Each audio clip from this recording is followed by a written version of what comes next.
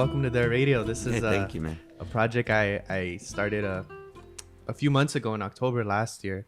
A lot of it came about just, documenting different stories, different people, and also just as archive about things that are happening in the current cultural moment.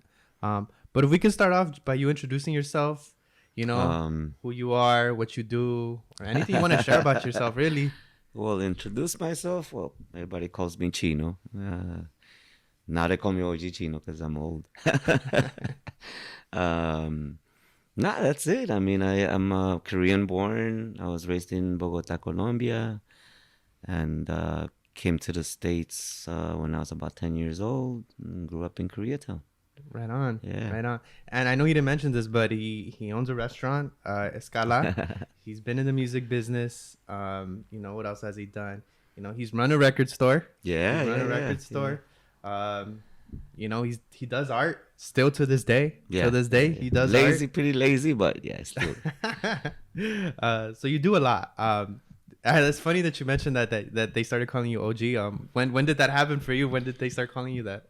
OG. This happened in New York. I lived in New York for a while. I moved to New York like in the mid '90s, and I got involved with a radio show over there.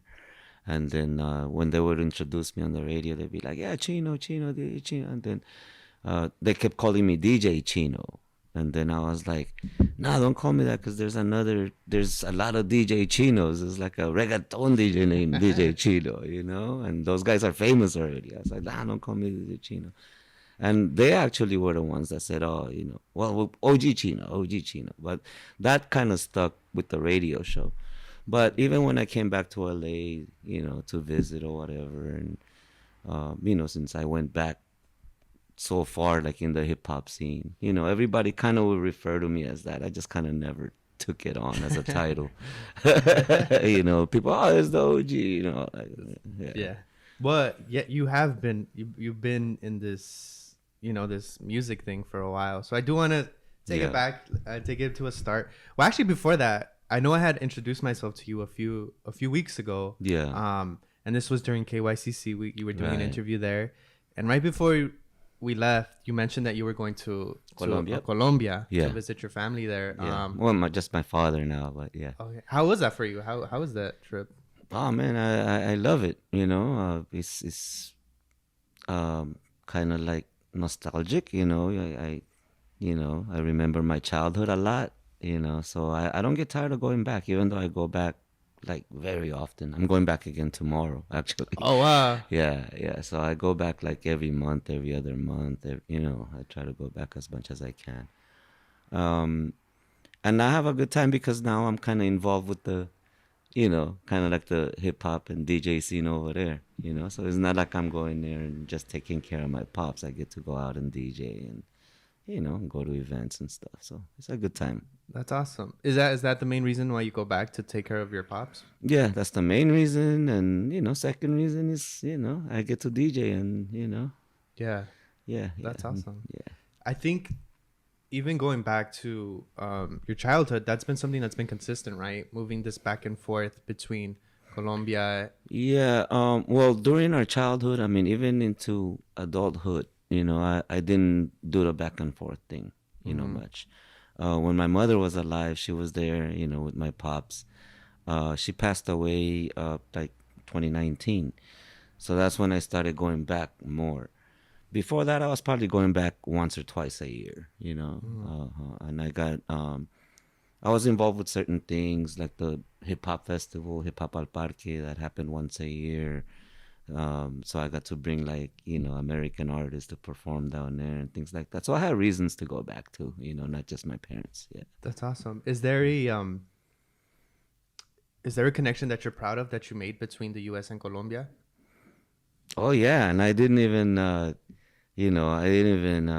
do it like, like consciously. What happened was I got an email from a lady that did a documentary on Colombian hip hop. This was around maybe 99, 2000, around 2000.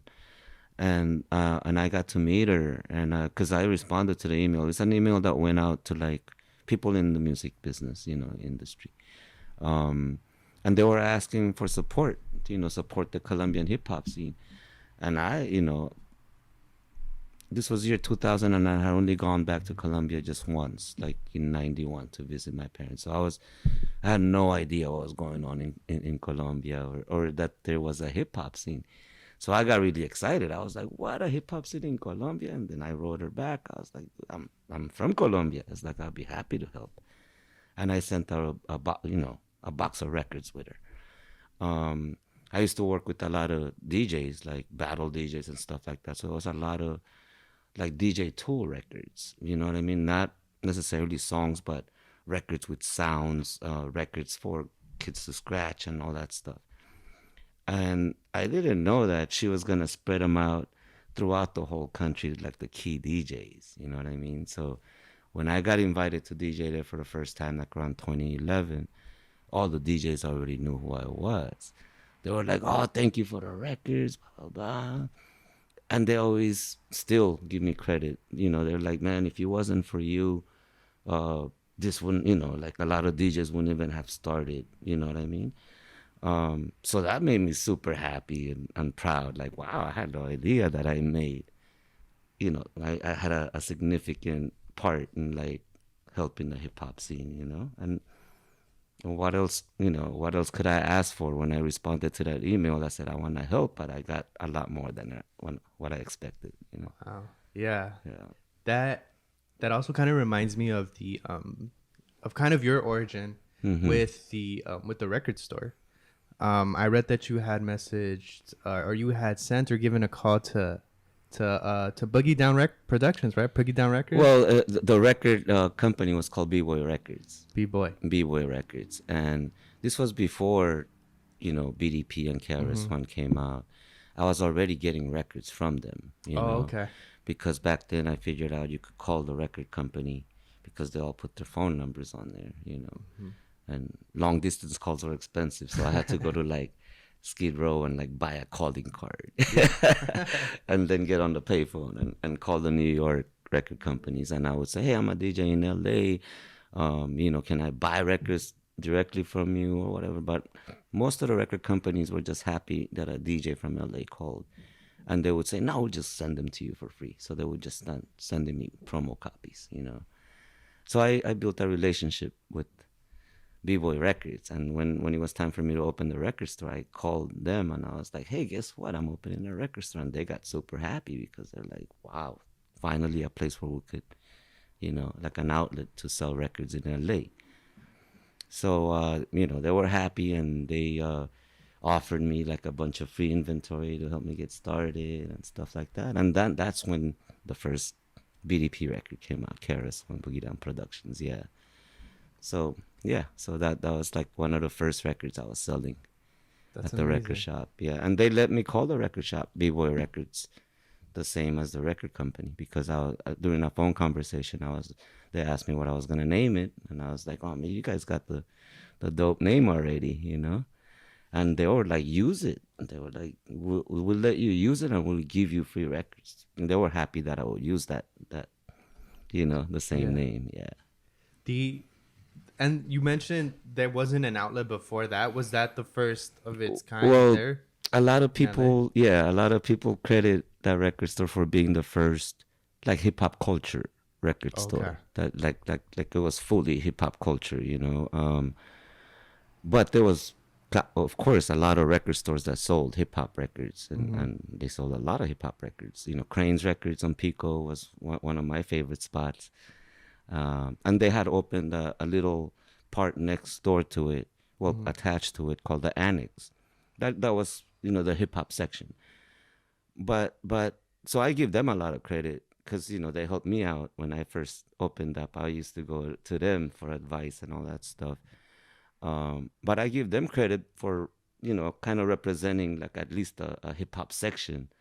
But yeah, mine was probably the first that was like fully hip hop. You couldn't go in there and buy any other kind of music. It was just hip hop. I do want to take it a little bit more back. I want to ask you, where did that start for the love of music come from for you? Well, I always had a love for music since I was a kid. You know, in Colombia, my dad collected records. Okay. Yeah, so he would come home late at night with a bunch of records, and sometimes I'd wait because I'd be like, oh, you know, listening. So I was really into music, but not to the point where like I wanted to be a musician or play an instrument or anything. I just kind of like as a fan, you know what I mean? So when I came to the States, I think as soon as I saw the, you know, small 45s, I was like, wow, that's super affordable, because back then a 45 was like 50 cents or less. You know what I mean? So then I was like, oh, I could just skip lunch and go and buy me some records. And I started collecting records. And then I started, you know, like the rest of LA, running the street, you know, like, you know, with the gang kids and whatever. And that's when you get really heavily into music. You know, people, uh, one thing that they don't talk about much is how gangs are so much into music and art. You know what I mean? Like more than the normal kid. Yeah. Gangbanger kids are super into art and music, you know? So that got me even more heavy into like funk and that kind of music. And then when hip hop started coming out, I just got obsessed with like collecting hip hop stuff and getting into the hip hop scene. But yeah, that's where the passion came from, was mainly from the street, you know? Yeah. Yeah. Yeah. Because I also kind of see that as a, in a way, I feel like when I read that, because I read your past interviews where you said that connection to music came from your father, and it came, and there was also this separation, right, between your family in Colombia and your family here. Yeah. And the way I saw it was like you were also trying to build that connection through music. Do you feel that? Yeah, well, maybe, well, this is something you know, I didn't mention in this interview, was that, yeah, growing up in LA, I didn't grow up with my parents. My parents stayed in Colombia and they sent us here to study. And I was 10, there was four of us. My sister was 16, going on 17, 14, 12, and 10 was four of us. So we're kids. And for the most part, we're alone. You know, my mom would come back and forth. So it was, you know, at times when we were just completely alone with no supervision, you know. And I think me being alone a lot, not just, I mean, like literally alone, because my brothers and sisters, I'm the youngest, so they start working, you know. So I'm home with, you know, till nighttime by myself. And I think that's when I got really more into music, you know, like that was like music kept me company, you know, like I say hip hop helped educate me, you know, because at that time it was like hip hop had a real positive message. It was music for that kid that was struggling with whatever, you know, and it just, I don't know, like hip hop at that time was that powerful that it could take that kid and educate that kid, and I was one of those kids. I think, you know, I could say hip hop saved my life in a sense, you know, like it took me away from gangbanging, you know, and it not just me but a lot of my friends, you know. Yeah. Yeah. Another thing that music made that connection with you and DJ Motivate. DJ See, Motivate. Like Motivate, we went to high school together. And he'll still tell people stories like, oh yeah, Chino, because he knew me at the tail end of my gang years, you know. But we grew up in the same neighborhood, so we met, like we started becoming friends like around the 12th grade, you know, like, and yeah, he made me my first mixtape back in 1982. Do you remember any of the songs that were in that mixtape? Oh yeah. He had a lot of New York records that didn't get played on the radio. Oh wow. Here, you know, on K-Day. So I don't know. I mean, I'm sure he went record shopping a lot for stuff that he didn't even know what it was gonna sound like, because these were records that you didn't hear on the radio. But yeah, I remember when I asked him to make me a mixtape, and this was when mixtapes weren't even really popular, you know what I mean? We knew of Dr. Dre's mixtapes. That was the word in the street. It was like you had to go to Rhodium and buy a Dr. Dre mixtape. But I didn't have one, and Rhodium was far, you know what I mean? So we kind of had an idea what a mixtape was. A mixtape was like just a blend of music, you know, nonstop blend. So when I went to Motivate's house for the first time and he had his little Radio Shack turntables and, you know, I was like, wow, you're a DJ. Like, okay, can you make me a mixtape? And he was asking me, what would you like? You would like some scratching, some rapping on it. I'm like, yeah, all that stuff. And then he made me a mixtape. And I would say most of that tape, I didn't, you know, it was songs that I never heard of, you know. Mm. And even if I mentioned the artists, it was like Dimples D, MC Shan, the Disco 4, the Treacherous 3, Spoonie G. You know, most kids these days are not going to be familiar with those. I was like, who? Treacherous 3 for sure. I do know that. But that's funny you say that, the personalization of mixtape, because I'm also thinking of the way that that Too Short became big because of his personalization through his mixtapes as well. Yeah. So I also kind of see that there was that kind of personalization that was happening in hip hop. Yeah, but well. I think Too Short was like, he was actually selling tapes on the street of himself. And that's how he got, you know, popular in Oakland or whatever. So he wasn't necessarily selling music, you know, mixed, you know, like someone else's music on a tape. He was selling his own music. So he's the pioneer of that. You know? Yeah, no. The Bay, man. They get a lot of credit for like kind of doing it yourself. But I mean, I feel like LA is part of that same cloth. Oh, yeah. I mean, one of the first street songs here was called The Batarang by Toddy T. And that was like like one of the best depictions of street life or what was going on with the LAPD and all that stuff during the crack era.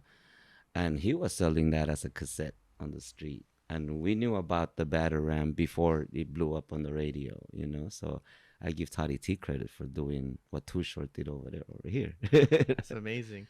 That connection with Motivate, you also made that connection with him and the Black Eyed Peas, right? Yeah. So I was going out with a girl that, I was what, like about 2021. Yeah, I was in my early 20s. But she was still like finishing her last year in high school or whatever. And so she puts this kid on the phone. She's like, "Oh, I just saw this kid rap at a rap contest at school, but he's dope. Like, you gotta hear him." And then she put him on the phone. This was like, and he rapped to me on the phone, and I was like, "Wow, man, you're pretty good." I was like, his name was Will 1X.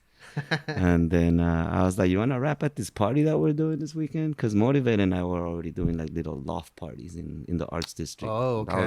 It wasn't the arts district. It was just warehouses back then. But you had like the early artists that were renting out the warehouses and using them as studios. And, What year was this? This was 91. Okay. Yeah, 91 probably. 91, 90, around there. Yeah. Mm-hmm. And then, so Will and Apple came. Apple didn't even rap at the time. That was just his homie. And, they came and did their thing. And that was before he even was in a group. The At Band Clan was his first group that they formed after. And then they became the Black Eyed Peas. Yeah. But yeah, after that, then, we started taking him to Motive Studio. That was right there in the same neighborhood in the Arts District. And he had his little homemade studio. And that's how they kind of developed the Black Eyed Peas out of that little place. That's awesome. So a girlfriend made that all happen. Yeah. That's funny. I mean, we're in Boyle Heights. And then Conejo also. Conejo. Conejo is a big Chicano rapper now. Yeah.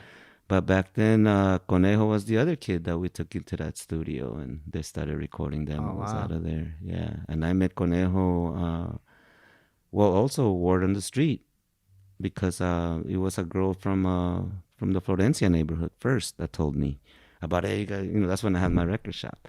You got to check out this kid from Harpies. He raps. I'm like, oh, back then he was kind of, what? A cholo that raps.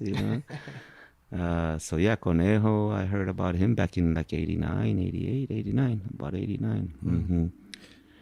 And then from the same girlfriend after. Yeah, she mentioned Conejo too. I was like, okay, then I gotta meet this kid. I want to ask you about the timeline of the shop because the connection you made with Motivate and Black Eyed Peas, that was after the shop, right? You No, said, like, that was it before. during? Yeah, well, Motivate was no. Well, Black Eyed Peas. Well, Motivate came way first, like early '80s. The record shop was late '80s, like '87, '89.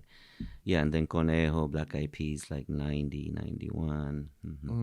What was the hip hop scene around that time? Because I know there was also there's the Good Life Cafe, and then came the there was also Freestyle Fellowship and all that. But the scene that was happening, or at least in the record store, that was before that started happening, or was it around that same time? Same time. When I had the record shop was when the Good Life also started building up.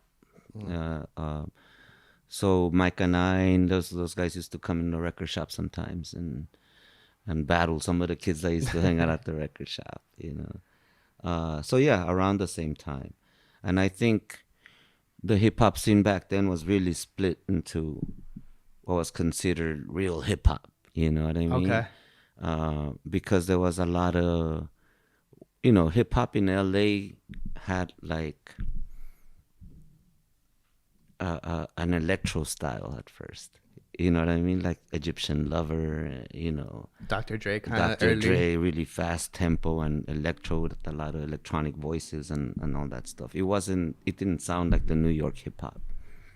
And I think towards the late 80s, I think there was a boom of like that New York sound. I don't want to call it New York, but you know what I mean? But like the traditional hip hop. Yeah. And I think that's when LA started, you know what I mean? Kind of sounding more like the traditional hip hop. And that's when we separated ourselves from like what we considered commercial hip hop at the time, and commercial hip hop at the time would have been something like Young MC and you know what I'm saying? Like, yeah. Where did that, do you know where that electro sound came from? Like, then? Well, everything kind of started from, first from Kraftwerk, right? The German group. But that's when Soul Sonic Force and Bambaataa kind of sampled Kraftwerk and came out with Planet Rock.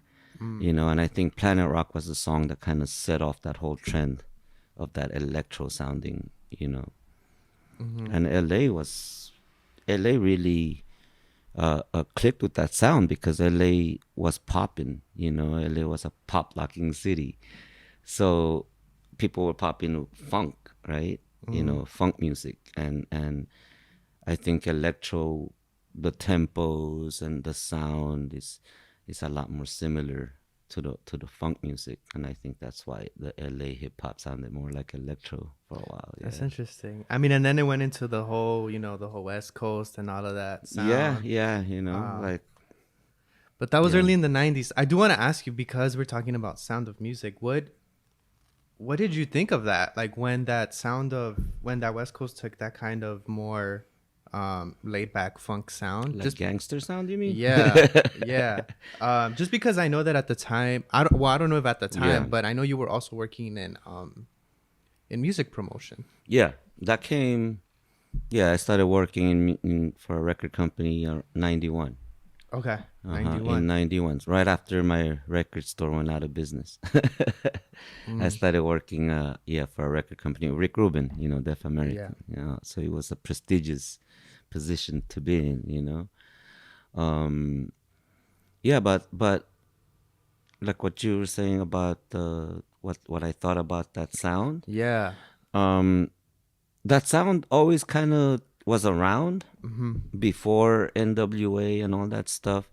For example, Mixmaster Spade, King T, DJ Pooh, Toddy T, like again, those guys were making music that we considered kind of like from the hood and kind of gangster rapish, and they were saying Compton and all this in '85.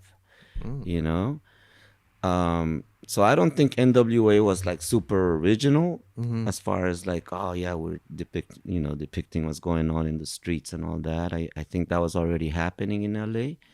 I think NWA, well, they had massive marketing power behind them, but they kind of exaggerated everything. Yeah. You know what I mean? They made everything extra violent, extra, I mean, stuff that's going on, but they kind of put the microscope on just, you know what I'm saying? The extreme part. Musically, I liked NWA. Okay. But as far as the impact that they were making on the hip hop scene and on LA at the time, I didn't like it. In fact, I refused to sell their music at the record shop. The only record I sold from NWA was Express Yourself. Okay. Because I thought that's a positive song. And I know it sounds corny today, but back then in the 80s, like for a lot of us that grew up in the neighborhoods, hip hop, and that got into hip hop, we kind of, you know what I mean? We wanted to influence other people with it just as much as it influenced us. You know what I'm saying? And we're like, oh no, hip hop is a positive culture, and it's helping kids, out of the negative shit in the neighborhood and this and that. So we would get mad when something negative represented hip hop. You know what I mean? And not just me, a lot of us, the circles around me, we didn't like NWA, mainly because we already knew everyone's backgrounds.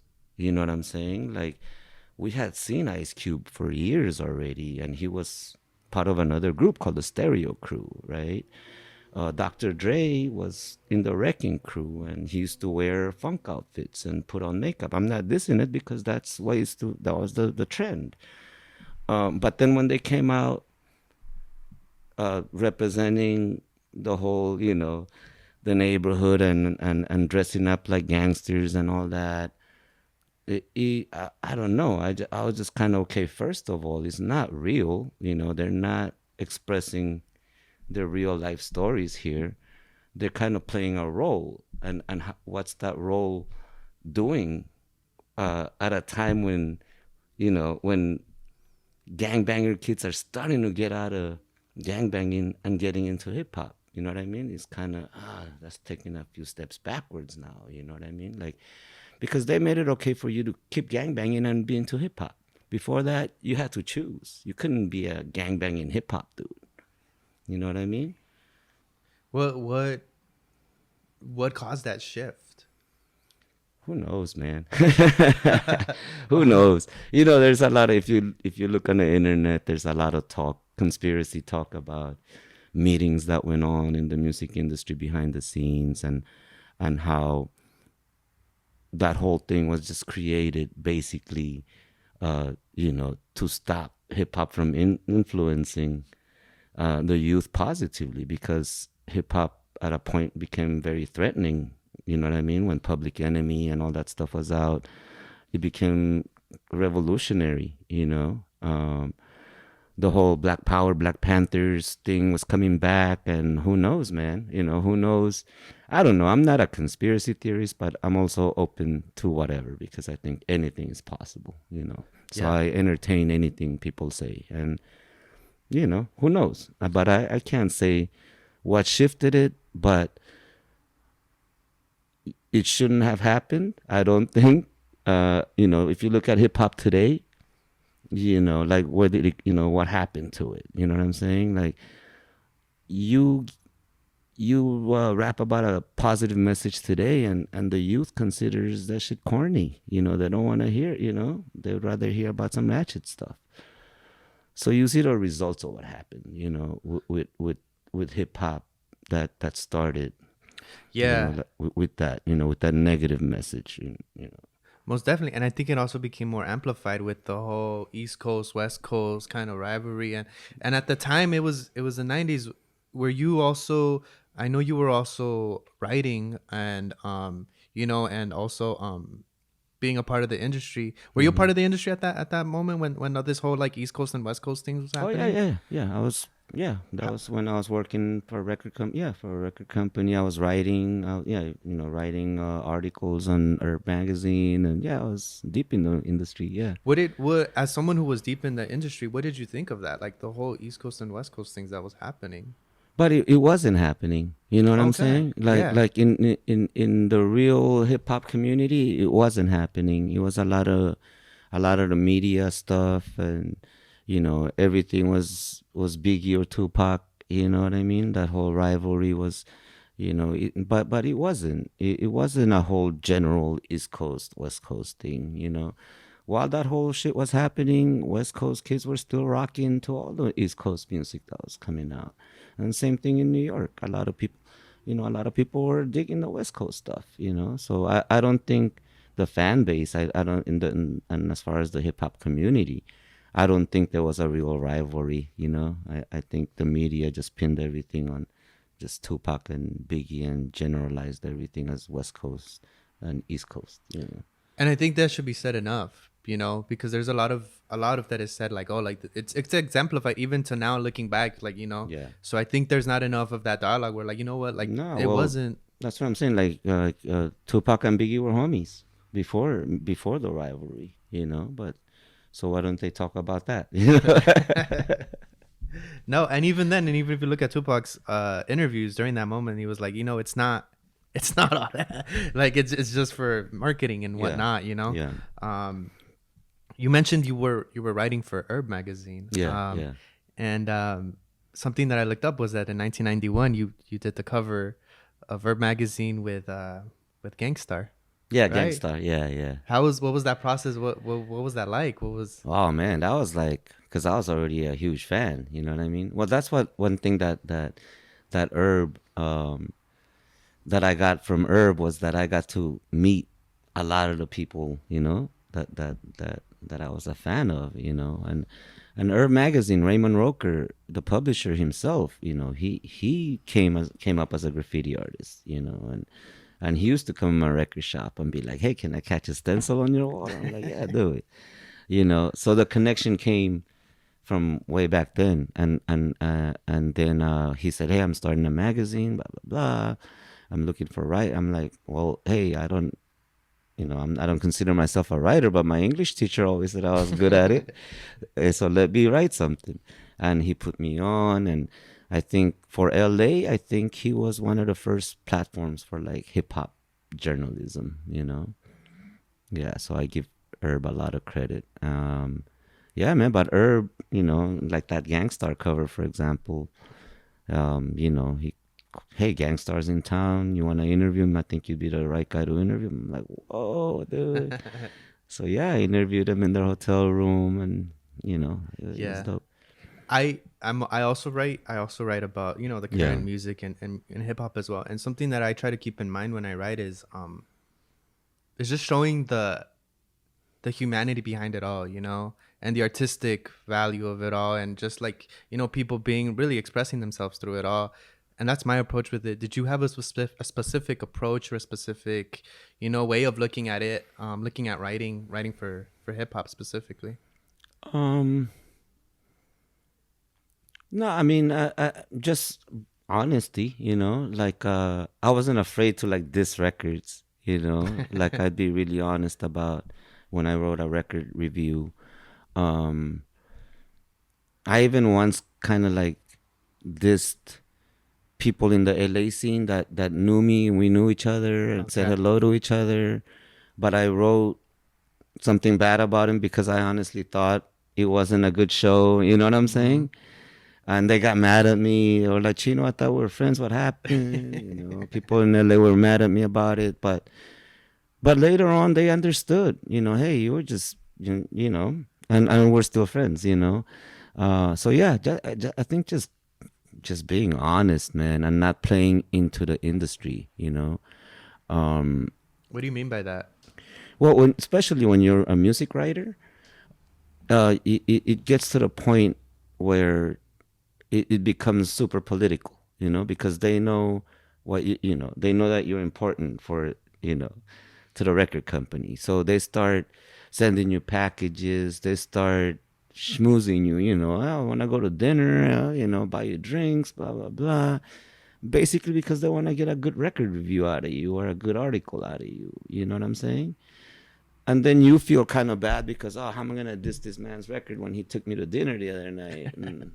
Right? So that's when you start bullshitting and you start making articles, writing good reviews about stuff that you don't really like, you know. And so, yeah, I would say not, you know, just keep it honest and not get involved with the industry. I think the writer is sort of like a news channel, you know, that should be like not part of it, not represent anybody but your true opinion, you know. That's real.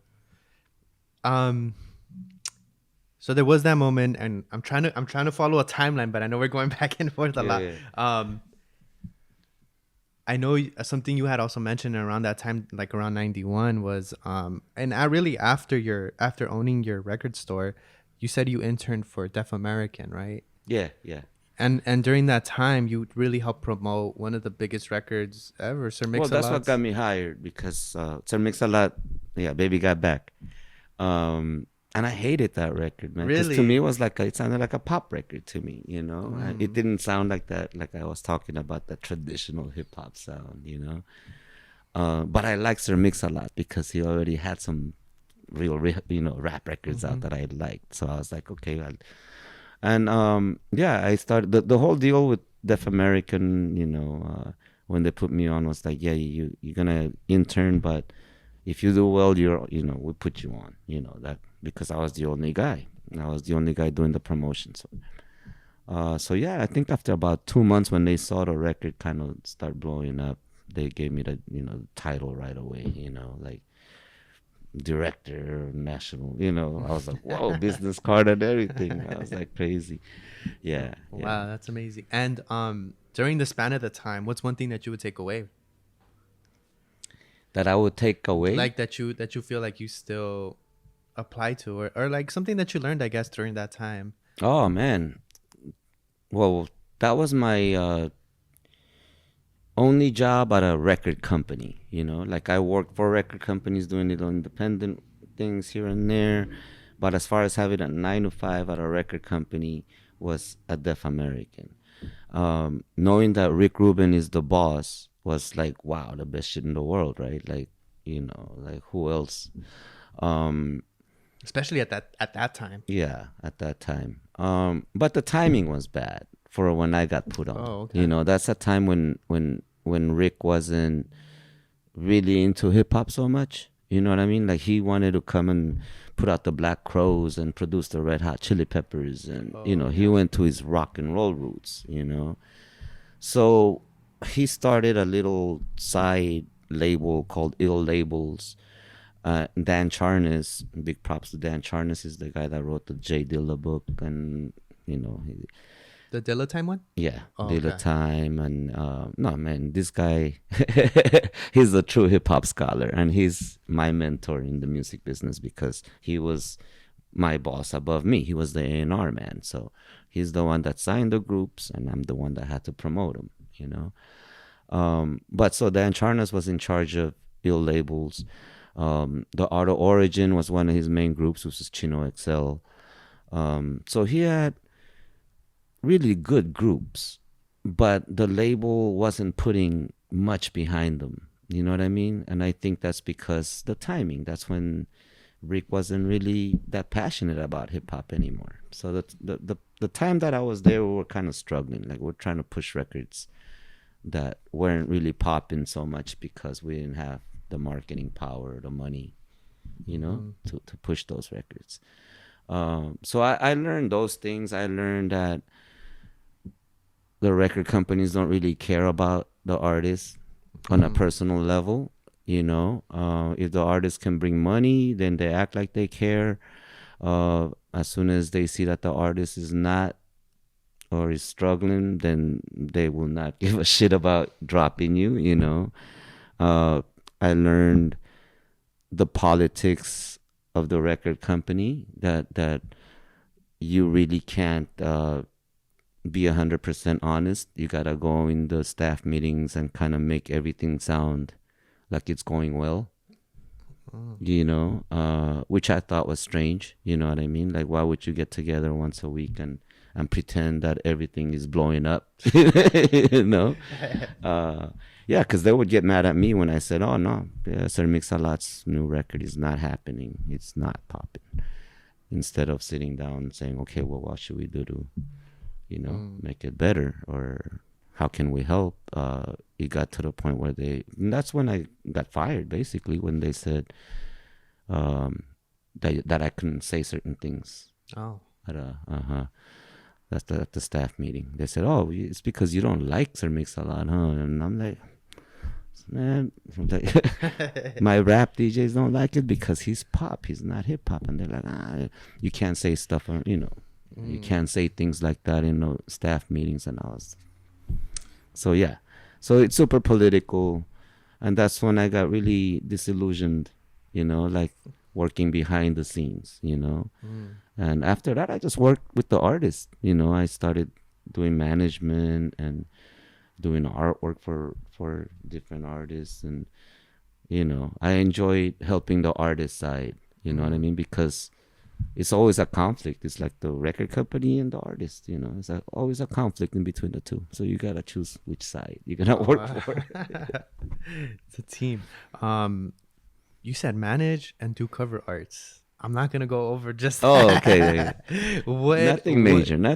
What are some cover arts that you've done, or which one did you do? A lot of underground artists. You know what I mean? Because when I moved to New York in '96, my first job was with DJ Honda, who was doing good at the time.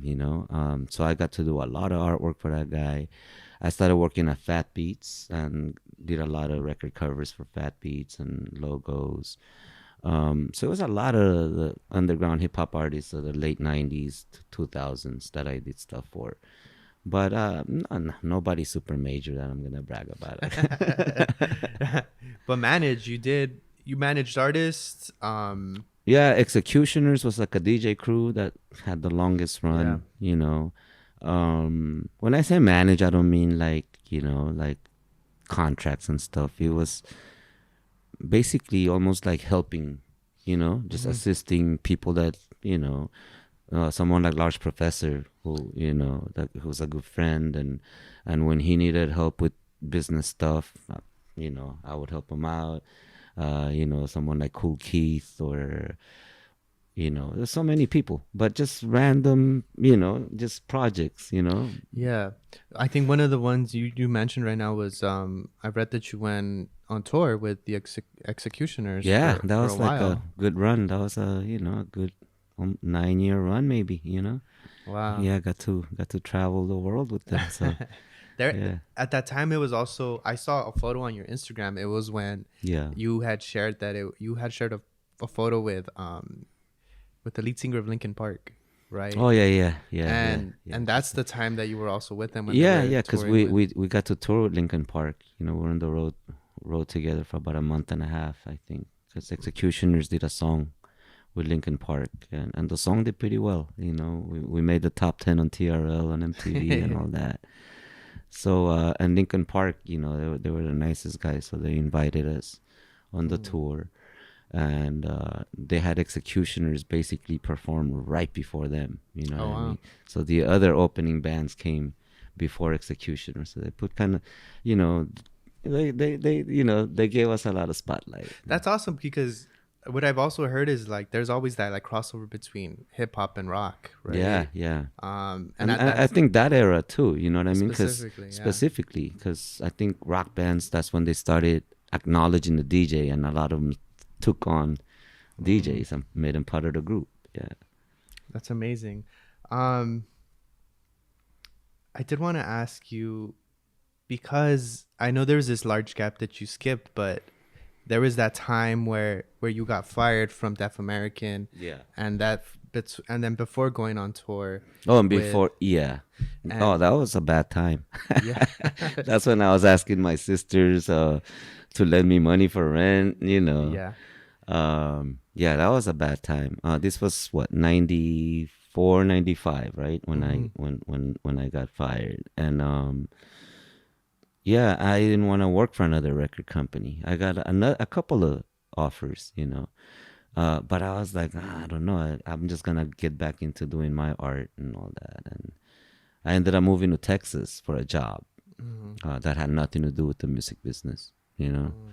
So I end up that's what that gap is 2 years in Dallas, Texas. But even those 2 years, man, like I don't know how I'm blessed in the hip hop world, but like during those 2 years, I connected with the graffiti cats in Dallas, and I was already, you know, I was a graffiti guy myself, but you know, not as heavy, right? But I started painting in Dallas a lot, you know, and to the point where we made the Dallas newspaper, and they even consider me a part of the Dallas hip hop scene, you know, like you know when they did a documentary about Dallas hip hop, they actually came to New York to interview me to put me in the documentary because I guess I was a big part of the whole graffiti Oh wow. scene in Dallas, you know. So man, I don't know what you know. Like I'm Yeah, lucky like that. I'm lucky yeah. like you know. Well, you're also a part of the culture, you know? Yeah, but you know, everyone's part of the culture. But I don't know. I think I get lucky sometimes. Like you know what Okay. I'm saying? You think it's that luck? Well, yeah, when you get credit for things that you're just doing, you know what I mean, for no, because you just love doing it, you know, and then it's right, it becomes something that almost goes down in history. It's like whoa, like you know, yeah. I mean, in a way, there's some kind of fortune, you know. Yeah, yeah. Um, I do want to ask you just because there are a few times where there's been ups and downs, right? Yeah, There's been having a record store, there's been not having it, there's been being a part of this, yeah. then not being a part of that. So through all of that, what would you say is the foundation that held you together through all of it? I think just my life, man. You know, like my life, I think has always been ups and downs, right? Since my earliest memories, you know. Like my earliest memories was probably the down, you know, Mm, like in Bogota. We're living in El Centro. People from Colombia know what El Centro in Bogota is like. But you know, me and my brother slept on this little bed that was really like a crib. And it was right next to the sink. And, you know, everything was in the same room. We had rats running around. And, you know, so coming from that, and then a few years later, my dad moves us into a big house and all of a sudden has a BMW, you know what I'm saying? So we see that happening. And then we come to LA and again, we're at the bottom. You know, my mom is working at the sweatshops when she comes to town to take care of us. You know, my brothers and sisters are working when they're only 14, 15, you know. Um, so then, you know, I'm at the bottom again and uh, knowing what it's like to be hungry, you know what I'm saying? And knowing that it's just part of life and not let those things bring you down to a point where you lose your motivation and your drive. You know what I mean? In fact, the opposite, those things should make you even more powerful. You know what I mean? And I think those are the things during my ups and downs. Every time there was a down, I knew it was temporary. You know, I'm just going, okay, I wonder what my next up is going to be, you know, because it's always going to be that way. You got to think that way. Because if you're always going to think that, oh shit, my life sucks, then it might suck forever, dude. Like, no, that's real. And this kind of making what you have. I read this response that you had given on this article on food, and I hmm thought there was this really cool memory that you shared with them that I want to share with you again. But it's like you had mentioned that your mom used to make her own tofu. You yeah, know, yeah, she used to make her own tofu because the ingredients for Korean food were very limited in Colombia, yeah. right? hmm Um, and I kind of that's what kind of reminds me of when you mentioned this. And it seems like you've done the same growing up in Los Angeles, you know, hmm making of what you have and making your own, you know. Yeah, yeah, Did yeah. you? I don't know. What do you think of that? What do you make? How do you? I don't know. I kind of just want to hear about what you think of that. Because when I read it, it very much reminded me of, just because I was like really diving deep into, researching who you were and what you've done. And I think it kind of summed it up with all of that with that one memory, Mm-hmm. just kind of making with what you have. Yeah.